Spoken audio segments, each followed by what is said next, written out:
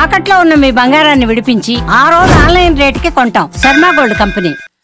నమస్కారం, శ్రీమాత్రే నమః. ప్రస్తుతం మనతో పాటు ఉన్నారు శ్రీ విద్యాపీఠం వ్యవస్థాపకులు, గత 47 సంవత్సరాలుగా శ్రీ విద్యా ఉపాసనతో ఎంతో మందికి మంత్రోపదేశం చేసినటువంటి గురువులు శ్రీ గురు కరుణామయ్య గురువు గారు మనతో పాటు ఉన్నారండి. వారితో మాట్లాడి ఈ నవరాత్రులకు సంబంధించి మనకి ఎన్నో సందేహాలు ఉంటాయి, అవన్నీ కూడా గురువు గారి మాటల్లో విని నివృత్తి చేసుకుందాం. గురుగారు నమస్కారం అండి. నమస్కారం. నవరాత్రులు, ఈ నవరాత్రుల్లో చండీ హోమం చాలా మంది నిర్వహిస్తూ ఉంటారండి. అంటే చండీ హోమం నిర్వహించడానికి కొన్ని నియమాలు ఉంటాయి, ఖచ్చితంగా అవి పాటించాలి అని చెబుతూ ఉంటారు. ఇప్పుడు గుళ్ళల్లో ఏర్పాటు చేస్తూ ఉంటారు, వెళ్ళి చేయించుకుంటారు చాలా మంది. ఆ నియమాలు ఖచ్చితంగా పాటించవలసినవి ఏమిటో ముందుగా తెలుసుకోవాలనుకుంటున్నాం. ఇందులో కూడా చాలా సందేహాలు ఉన్నాయి, అవన్నీ ఒక్కొక్కటిగా మేము ముందు ఉంచుతాం. అసలు చండీ హోమ నియమాలు అడుగుతున్నారా, అసలు హోమానికి కావాల్సిన నియమాలు అడుగుతున్నారా అనేది ముందుగా చండీ హోమం, అలాగే పూర్తిగా హోమం గురించి కూడా. చండీ హోమం అంటే సాధారణంగా చండీ హోమానికి లోకల్లో చేసేటువంటి వాడుక పద్ధతి చెప్తాను. ఒక పారాయణ ఉండాలి. అంటే సప్తశతి అని 700 శ్లోకాలు ఉన్నాయి. ఆ 700 శ్లోకాలని ముందు దేవీ కవచం, అర్గళా స్తోత్రం, కీలక స్తోత్రం, వేదోక్త కానీ తంత్రోక్త కానీ రాత్రి సూక్తం, ఇది కంపల్సరీగా చదవాలి. ప్రతి ఒక్కళ్ళు చదువుతాం. కొంతమంది వైదిక పద్ధతిలో ఇంకా ఎక్స్ట్రా కూడా చేస్తారు. మేము చేసేది ఇది చేశాక డైరెక్ట్గా 13 చాప్టర్లు వెళ్ళిపోతాం. 13 చాప్టర్లు అయిపోయాక వీలుంటే ముందు కూడా ఒక 108 సార్లు నవారణ మంత్రం చెప్పుకుంటాం. 13 చాప్టర్లు అయిపోయాక వేదోక్త దేవీ సూక్తం అని ఒకటి ఉంది, అది చెప్పుకుంటాం. ఇక కింద మీద పడి చదవాల్సిందే, మనం మెల్లిగా కూడబడుకుని ముందే చెప్పేసుకుంటాం, అమ్మ తప్పులు వస్తే క్షమించమ్మా అని చెప్పి. తర్వాత సిద్ధకుంజికా స్తోత్రం అని ఒకటి ఉంది, అది చేస్తాం. ఇది అయిపోయాక మళ్ళీ ఇంకోసారి 108 సార్లు నవారణ మంత్రం చెప్పుకుని అపరాధ స్తోత్రం చెప్తే ఇది పారాయణ కంప్లీట్ అవుతుంది. సో పొద్దున్నే పారాయణ చేసుకోవాలి. ఆ తర్వాత సాయంకాలం పూట ఎప్పుడు చండీ హోమం ఇప్పుడు సాయంకాలం చేస్తే మంచిదంటారు దుర్గాదేవి యొక్క. దాంట్లో మళ్ళీ ఇలాగే ఇదే పద్ధతిలో చేస్తాం. కాకపోతే 13 అధ్యాయాలు వచ్చినప్పుడు స్వాహాకారంతో ఆహుతులు వేస్తాం. అక్కడ వెయ్యాల్సింది ఏంటంటే, చండీ హోమంలో ఒక్కొక్క పద్ధతిలో ఒక్కొక్క రకంగా ఆహుతులు చెప్తారు. మనం ఏం చేసుకుంటాం, అది తప్పు ఇది తప్పు, మాదే కరెక్టు మీదే కరెక్ట్ అని కొడుకు తెచ్చిపోతూ ఉంటాం. అంత అవసరం లేదు. ఆవిడికి ఏది కావాలో ఒక్కొక్క వ్యవస్థ ద్వారా అది పొందుతుంది అనుకుంటే గొడవే లేదు. మా వ్యవస్థ ద్వారా కొంత పొందుకుంటుంది, ఇంకో వ్యవస్థ ద్వారా ఇంకో రకంగా పొందుతూ ఉంటుంది. అది అక్కర్లేదు అనడానికి వాళ్ళకి హక్కు లేదు, ఇది తప్పు అనడానికి మాకు హక్కు లేదు. అలా చూసుకుంటే చండీ హోమంలో ప్రతి అధ్యాయానికి పూర్ణాహుతి కింద, లఘు పూర్ణాహుతి కింద వేస్తాం. దాంట్లో ఒక్కొక్క అధ్యాయాన్ని బట్టి ఒక్కొక్క రంగు నిర్ణయించి దానికి ఒక రంగు బ్లౌజ్ పీసు ఏదో వేస్తాం. ఒక కొబ్బరికాయ పూర్ణం కింద ఎండు కొబ్బరి వేస్తాం. వేసాక అధ్యాయాన్ని బట్టి మీరు నమ్మరు, కర్రగంటలు, దక్షిణావత శంఖం తేనెతో నింపి, తర్వాత 5 రేకులు ఉన్నటువంటి పుష్పం, జపమాలలు, భిక్షపాత్ర, పానపాత్ర, చెండముండలకు సంకేతంగా ఒక గుమ్మడికాయ, ఒక ఆనపకాయ, కూరలు, స్ప్రౌట్స్ మొలకెత్తిన విత్తనాలు, తామర పువ్వులు, అన్ని రకాల పళ్ళు, అన్నీ ఒక్కొక్కటి ఒక్కొక్క అధ్యాయంలో ఒక్కొక్కటి చొప్పున వేస్తూ ప్రతిసారి సాంగాం సాయుధాం సవాహనాం శక్తి అని అది చెప్పుకుంటూ, మొదటి అధ్యాయంలో ప్రథమ చరిత్రం అంటారు, అక్కడ లక్ష్మీదేవి దానికి అధిష్టాన దేవత. రెండో చరిత్రం మధ్యమ చరిత్రం అంటారు, దాంట్లో కాళీదేవి. మూడోది ఉత్తర చరిత్రం అంటారు, అక్కడ సరస్వతి.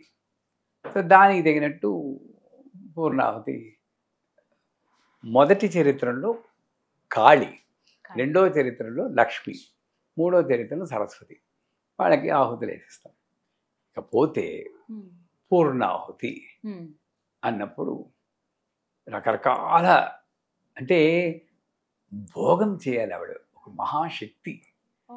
మీరు పెద్ద పెద్ద డిగ్నిటీని ఇన్వైట్ చేశారనుకోండి, ఆయనకి ఏం చేసినా మనకు తృప్తి ఉండదు. ఇంకా ఇది చేయాలమో అది చేయాలమో. మామూలు డిగ్నిటరీకి అలా ఉంటే ఇచ్ఛాశక్తి, జ్ఞానశక్తి, క్రియాశక్తి సమిష్టి స్వరూపిణి దుర్గా లలిత పరాభట్టారే కాంబ అని పిలిచినప్పుడు నేను ఎంత చేయాలి, ఎంత చేసినా తృప్తి ఉండకూడదు మనకి. ఇక్కడ కూడా దాంట్లో వేసే చీరలు బాగా ఆహుతి అయ్యేటటువంటి పదార్థంతో తయారు చేసింది కాటన్ శారీస్ వేస్తాం, లేదా పట్టు, ప్యూర్ పట్టు. అంతేగాని ఈ దాని మధ్యలో పాలిస్టరు అన్నీ అదేమవుతుందంటే కరిగిపోయాక పేస్ట్లా అయిపోతుంది. చాలాసార్లు మనం మాట్లాడుకున్నాం, పూజ అనేటప్పుడు మనకు కొంచెం లోకు వచ్చి హోమంలోకే కదా అని చెప్పి చాలా చీప్ వస్త్రాలు వేస్తూ ఉంటారు. చేయకపోయినా పర్లేదు, కానీ అమ్మని పిలిచి అంత తక్కువ చేసి నా శక్తి నేను ఒక 100 రూపాయల వస్త్రం కట్టుకుంటే ఆవిడికి 100 రూపాయల వస్త్రం వేయి.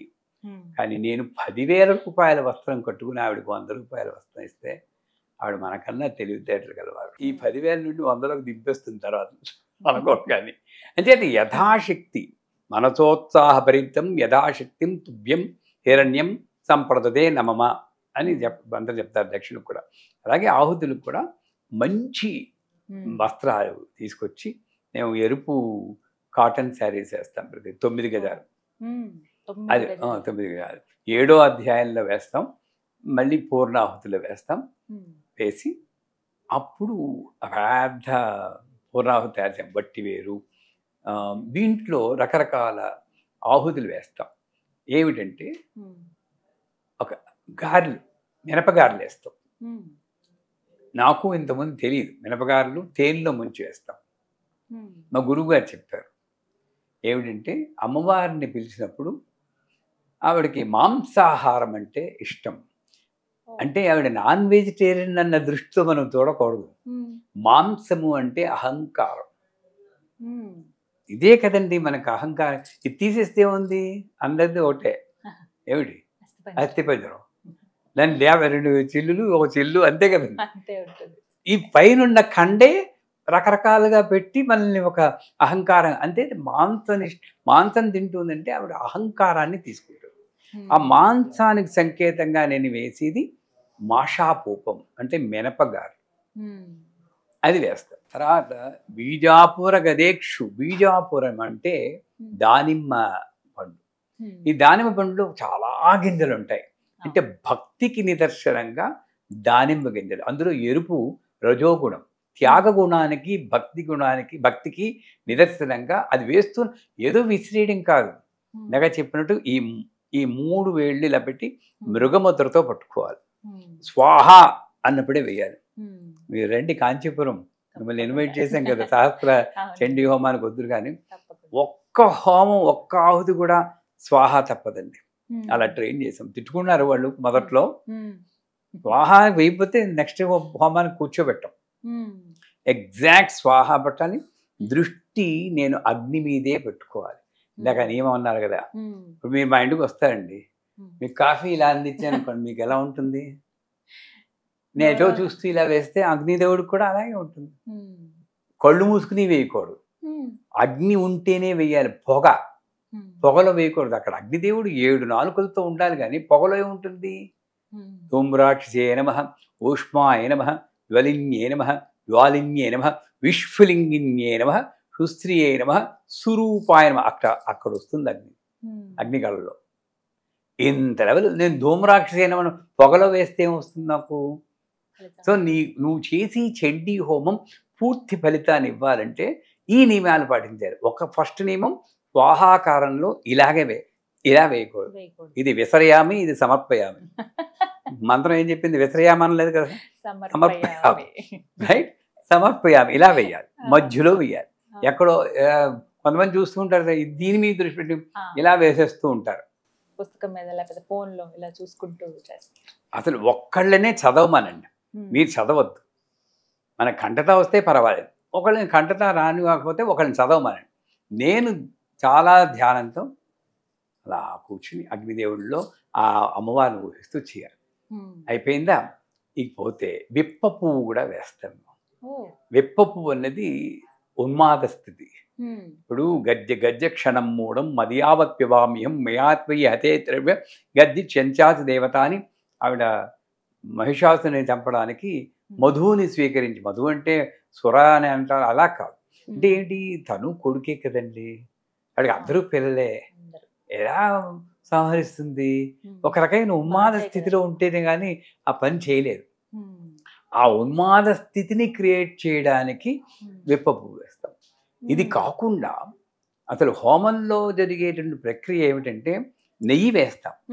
ఇందాక చెప్పినట్టు మన అహంకారం తగ్గిపోతుంది. అందుకే పురుషుడే నెయ్యి వెయ్యాలన్నాడు. ఆడవాళ్ళు నెయ్యి వెయ్యకూడడం లేదు, అహంకారం ఉన్నవాడు నెయ్యి వేయాలి. ఇప్పుడు దాన్ని డీకోడ్ చేస్తాను, అర్థమైపోయింది కదా. నెయ్యి నా అహంకారాన్ని తగ్గించుకోవడానికి వేస్తాను. పూర్వకాలంలో అలా ఉండేది కాబట్టి ఓన్లీ పురుషుడే వేసి, అంటే పురుషుడికంతా అహంకారం కాదు. అహంకారం అంటే చెడ్డ పని కాదని, నేను ఇది చెయ్యాలి అన్నటువంటి కార్య ఉత్సుకత, ఏదో చెయ్యాలి. ఈవిడేం చేస్తూ ఉంటుంది, పూర్వకాలం ఎలా ఉండదు, వంట వండుకుంటూ ఏదో భార్య భర్త పిల్లలు వండుకుంటూ చాలా, అంతకన్నా ఏమీ లేదు ఆవిడ. ఈయనకి ఉద్యోగం చేయాలి, డబ్బులు సంపాదించాలి, వాడు స్కూల్లో ఇవన్నీ వాడు చూసుకునేవాడు. ఆ యొక్క ఫీలింగ్నే అహంకారం అని. అఫ్కోర్స్ అది పెద్దది నేనే అన్నాడే, ఇంకా అహంకారం కూడా మినిమం. అది ఉన్నవాడు మగవాడు కాబట్టి అతన్ని ఆవుతాడు. ఆడవాళ్ళని హవిస్సు ఏమన్నారు. హవిస్సు ప్రేమకి సంకేతం. ఆ ప్రేమ భార్యలో ఉండాలి, ఇంకా పెంచుకోవాలి. ఎటువంటి ప్రేమ? నిబంధన కామేశ్వర ప్రేమరత్న మణి ప్రతి ఫణస్థని. ఆయన ఒక్క ప్రేమరత్నాన్ని పొందడానికి స్తనములు అనేటువంటి 2 రత్నాల్ని ఇచ్చినటువంటి మహాసాధ్వి పతివ్రత. అంటే ఏంటి, ఎక్కువ ఇస్తుంది ప్రేమ. అంటే నేను మరోలా అనుకోకండి, కలియుగంలో ఇదంతా విపరీతంగా అనిపిస్తుంది, ఏదో మా పురుష పక్షపాతిలా కనబడచ్చు. కానీ నేను నిజంగా స్త్రీ విద్యలో ఉన్న తర్వాత ఆడవాళ్ళని గౌరవిస్తూ ఉంటాం. శక్తి వర్షిప్ అంటారు, వాళ్ళంటేనే గౌరవం ఉంటుంది.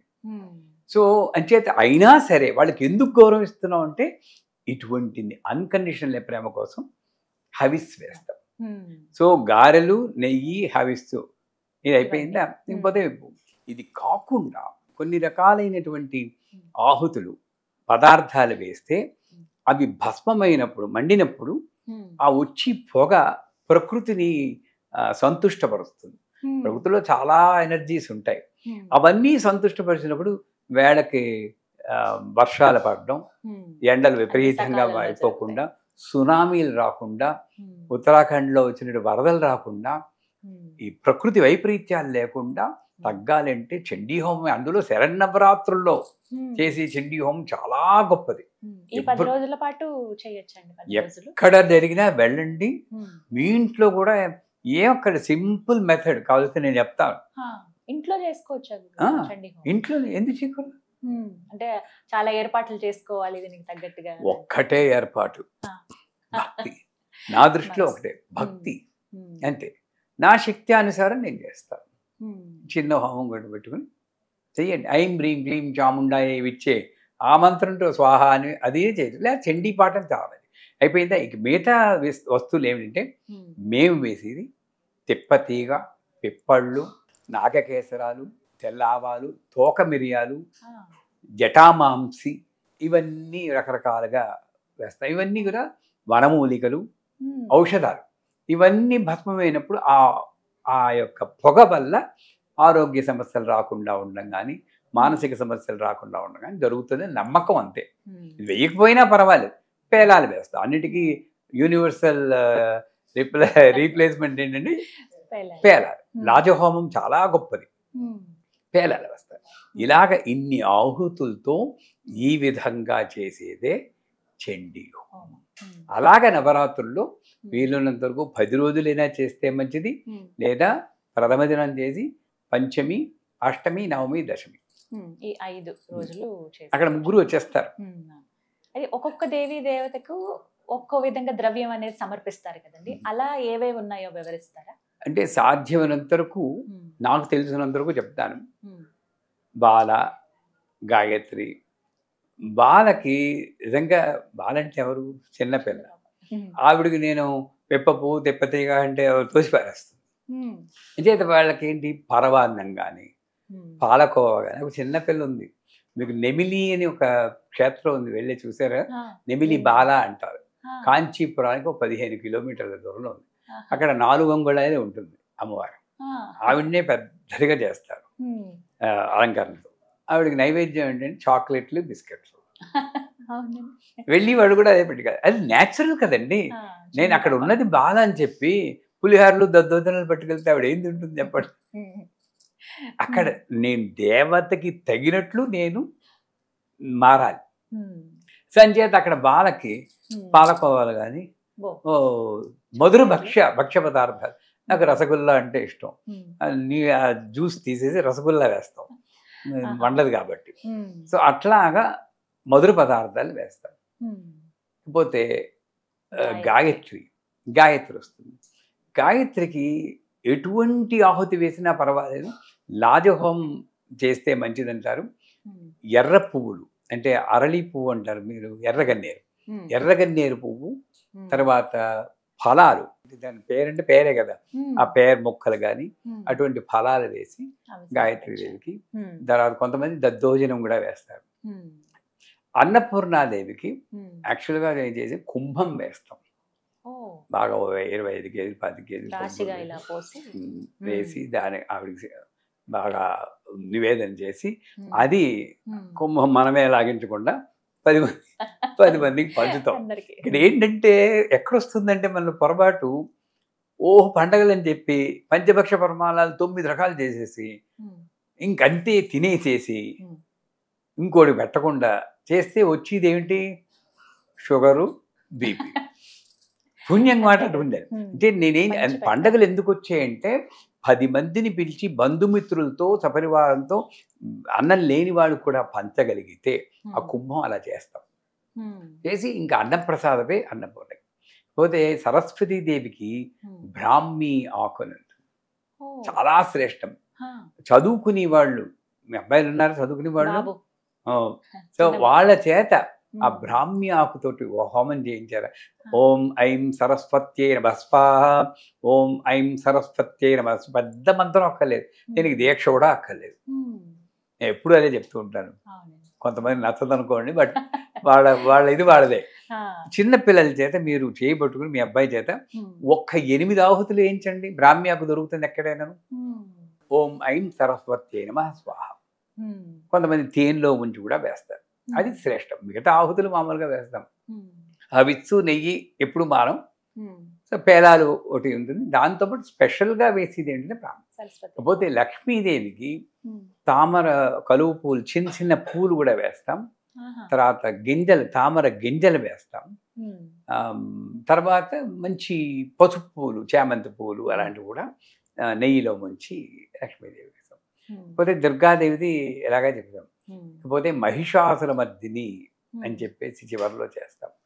అప్పుడు మేం వేసేది ఏంటంటే పులిహోర వేస్తాం, కారం పదార్థాల్లో కొంచెం మరి మహిషాసురమర్దిని అయ్యగిరి నందిని నందితమే అలా ఉంటుంది. కానీ ఆ ఉగ్రం ప్రకారం కొంత సాటిస్ఫై చేయడానికి వేస్తూ, దాంతోపాటు చక్కెర పొంగలి, అన్నప్రసాదాలు ఎక్కువ వేస్తాం దాంట్లో. ఈ రకంగా 9 రోజులు. ఈసారి ఒకటి ఎక్స్ట్రా వచ్చింది, చతుర్థి 2 సార్లు వచ్చింది. అంటే 9 కాకుండా 10. అందువల్లే కాత్యాయని అని చెప్పారు, మీరే ముందు చెప్పారు. దుర్గా అమ్మవారిది. ఆవిడేంటి పెళ్లి కాని వారికి పెళ్లి సౌభాగ్యాన్ని ఇచ్చేటువంటిది, చాలా గొప్ప అవతారం. ఆ కాత్యాయని దేవిని ఎవరో అదే దేవతని 4వ దేవతనే రిపీట్ చేయకుండా కాత్యాయని అన్న దేవతని మధ్యలో పెట్టారు. అంతా ఒకటే, ఏ పేరుతో పిలిచినా ఒకటే. కాకపోతే కొంత స్పెషల్ పర్పస్ కోసం ఆ కాత్యాయని దేవతతోటి చేశారు. అలాగా ఈ సంవత్సరం వచ్చే 10 రోజులు ఒకటి మాత్రం మర్చిపోకూడదు. 10 రోజులు అన్నదానం ఎంతో కొంత మన శక్త్యానుసారం చెయ్యవలసిన అవసరం ఉంది. నెంబర్ 1 అన్నదానం చేయాలి. జపం, ఏ రోజు దేవత ఉంటుందో ఆ రోజు యొక్క దేవత యొక్క మంత్రం తెలిస్తే ఓం అన్నపూర్ణేశ్వర్యే నమః. మీకు ఏ మంత్రం రాదండి, ఆవిడ మిమ్మల్ని కయ్యమంది కదా, ఏమ్మా బీజాక్షరాలతో చదవాలని ఒకవేళ అందనుకోండి, ఏ గురుగారిని పంపించాలి, నేను నేర్చుకుంటానని చెప్పాలి. అలాగ ఉండాలి. ఓం ఓం అన్నపూర్ణేశ్వర్యే నమః, ఓం గాయత్రే నమః, ఓం బాలాయే నమః చెప్పలేరా? ఆ పేరుతో పిలవండి చాలు. 108 నిమిషాలు అయిపోయింది జపం. మీకు ఫుల్ మార్కులు వేస్తుంది. నా మాట వినండి. 100 మార్కులు, నాకు 70 మార్కులు వస్తాయేమో కానీ మీకు మాత్రం 100. తెలియకపోయినా ఎంత తాపత్రయపడి చదివిందో ఇవిడ అనుకుంటుంది. అట్లా జపం ముఖ్యం, నిత్య పూజ ముఖ్యం. వీలున్నంత వరకు పంచమి, అష్టమి, నవమి, దశమి ఈ 4 రోజుల్లో వీలున్నంత వరకు యథాశక్తి హోమం చేయడం కానీ, ఎక్కడైనా హోమం జరుగుతుంటే వెళ్ళడం కానీ, దానికి ఇతోధికంగా సాయం నెయ్యి అలాంటివి స్పాన్సర్ చేస్తూ ఉంటారు. అలా సాయం చేయడం, అక్కడ చేశాక మళ్ళీ నేను చేశాను 10 మంది చెప్పుకోకుండా, ఏ ప్రతిఫలం లేకుండా సాయం చేయడం కానీ చేస్తే చాలా మంచి ఫలితం అయితే ఉంటుంది అంటారు. నిజంగా ఎదురు చూస్తున్నాం ఎప్పుడెప్పుడు నవరాత్రులు వస్తాయా, ఎలా పాలు పంచుకుందాం అని. సాధారణ రోజుల్లో చూస్తాం నెలకు ఒకసారి ఇలా చేస్తూ ఉంటారు వివిధ దేవాలయాలు. నా పీఠంలో ప్రతిరోజు చేస్తాను, అలవాటు అయిపోయింది. ప్రతిరోజు ప్రతినిత్యం ఉండనే ఉంటుంది కదా. చాలా సంతోషం అండి. చాలా అంటే ఇవి కూడా సందేహాలే, హోమం ఎలా, ఏమిటి, ఎటువంటి ద్రవ్యాలు ఈసారి అసలు వినియోగించాలి అందరికీ ఇంచుమించులో తెలుసండి. కానీ పదే పదే మననం చేసుకోకపోతే గుర్తుండదు. మనం గుర్తు లేకుండా చేయగలిగింది ఒకటే, ఊపిరి. ఇది ఎవడు గుర్తు చేయక్కర్లేదు. ధ్యాసలో ఉండదు. ఇంకా అన్నం తినమని కూడా అమ్మ గుర్తు చేయాలి. టైం అయిపోతుందా అన్నం తినరా అని గుర్తు చేయాలి. గుర్తు లేకుండా చేసేది ఒకటే, ఊపిరి. అందుకే ప్రతిసారి మంచి విషయాలు ఇలా చెప్పుకొని గుర్తు చేసుకుంటే మీకు మంచిది, మాకు మంచిది. చాలా సంతోషం అండి. ధన్యవాదాలు.